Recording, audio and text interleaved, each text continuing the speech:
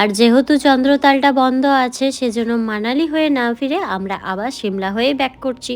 সেদিন এখানে দাঁড়াতে না পেয়ে মনটা যেরকম খারাপ হয়েছিল, আজকে ফেরার পথে এখানে দাঁড়িয়ে আমি তো ভীষণই মজা পেয়েছি। যাই হোক, আর এই টানেলটার মধ্যে দিয়ে যখন যাচ্ছিলাম না, মনে হচ্ছে একটা গুহার মধ্যে দিয়ে হাঁটছি। আর পাহাড়ের এই রাস্তাগুলো ছিল ভয়ঙ্কর সুন্দর, যেটা ফোনে এতটা বোঝা না গেলেও খালি চোখে আমার তো ভীষণই ভয় লাগছিল। যাই হোক, সিমলা পৌঁছাতে আর বেশ কিছুক্ষণই বাকি রয়েছে। এর মধ্যে বৃষ্টিও শুরু হয়েছে, সাথে আমাদের পেটে ছুঁচোও দৌড়াচ্ছে। তাই এক জায়গায় দাঁড়িয়েছিলাম খাবার জন্য, আর যেখানে খাবারগুলো ছিল অতীব জঘন্য।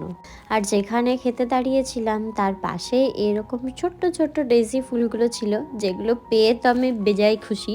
তো ফুলগুলো হাতে নেওয়ার পর আমি ভাবছিলাম আমরা যে স্টিকারে ইমোজিতে ব্যবহার করি সেই ডেইজি ফুলটা কিনা। তো এতদিন তো ফোনেই দেখেছি, তবে বেশ কিছুটা রাস্তা আসার পর ওটা তো ছিল ছোট, বড় যে ডেজিগুলো সেগুলো পেয়েছিলাম। তো যতগুলো ছিল প্রত্যেকটাই তুলে নিয়েছিলাম। আর এরকম সুন্দর ভিউ এনজয় করতে করতে আমরা পৌঁছে গেলাম সিমলা। আর সিমলা আসতে না আসতেই পেয়েছিলাম এই লম্বা একটা জ্যাম, যে জ্যামটা বেরোতে আমাদের বেশ কয়েক ঘন্টা সময় লেগেছে। যদিও এই জ্যামটা কাটাতে আমরা একটা ট্রিক ফলো করেছিলাম, না হলে আমাদের আরও যে কত ঘন্টা সময় লাগতো আমরা বোধহয় বাসই মিস করে যেতাম। প্রায় 9 থেকে 10 ঘন্টা জার্নি করার পর আমরা পৌঁছে গেলাম সিমলার ম্যাল রোড। আর আমার অবস্থা ছিল ঠিক এরকম। সিমলা ঘুরে দেখব বলে আমরা হাতে যে সময়টা নিয়ে বেরিয়েছিলাম তার 1%ও আমরা পাইনি। পুরো সময়টাই কেটেছে ওই রোড জ্যাম পেরোতে। তো কোনো রকমে এই জায়গাটা এক চক্কর দেওয়ার মতো সময় বের করে আমরা পৌঁছালাম ম্যাল রোডে।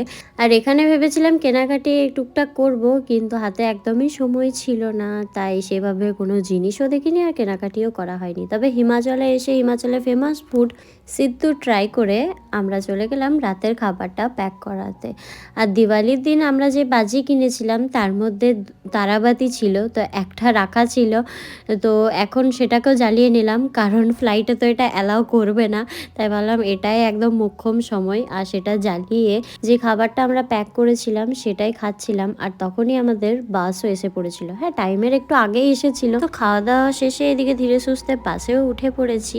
ভিডিওটা এখানেই শেষ করলাম, বাকি দেখাবো নেক্সট ব্লগে। তো চলো, আজকের মতো টাটা।